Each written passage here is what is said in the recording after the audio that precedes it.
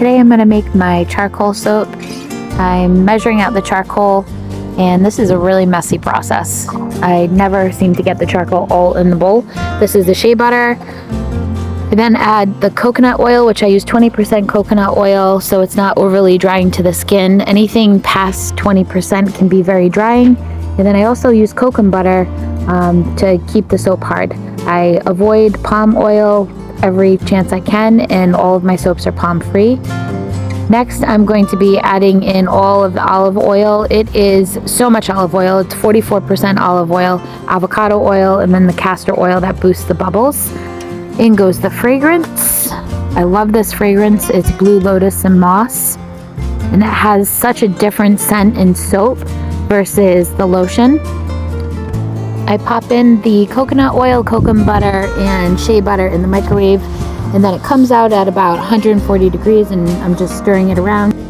The shea butter goes into the olive oil mixture, and now I'm getting ready to pour in my lye. I soap usually below 120. This was at 120 or so. I like to kind of gel the soap because what it does is it increases the depth of the charcoal in the soap. So there goes the lye. I mix it in, and now I'm going to pour off about 600 grams of batter.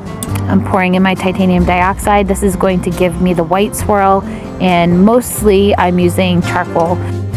The soaps I make are very conditioning to the skin and great for sensitive skin. It has a lot of shea butter and olive oil in them. I'm using the spatula to kind of break up the impact of the soap going into the mold. It prevents air bubbles and creates a nice uniform color. And here I'm just sprinkling in my drop swirl, which is the titanium dioxide tinted soap batter, and then a little more charcoal soap on the top. There's really no big magic to this. It's kind of make it and see how it goes.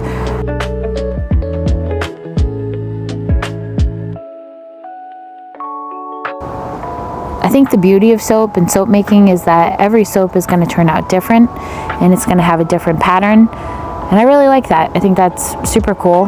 No soap is the same. For that reason, I think cold process soap making is addicting. And I could do this all day, honestly. Here's my whoopity doopity swirls, and this is the final product. I will be able to cut it in about 6 hours or so because I'm using a heavy water discount. The water discount allows me to cut the bars of soap earlier and not have to use sodium lactate, but they still need about 4 to 6 weeks to cure. Thanks for watching.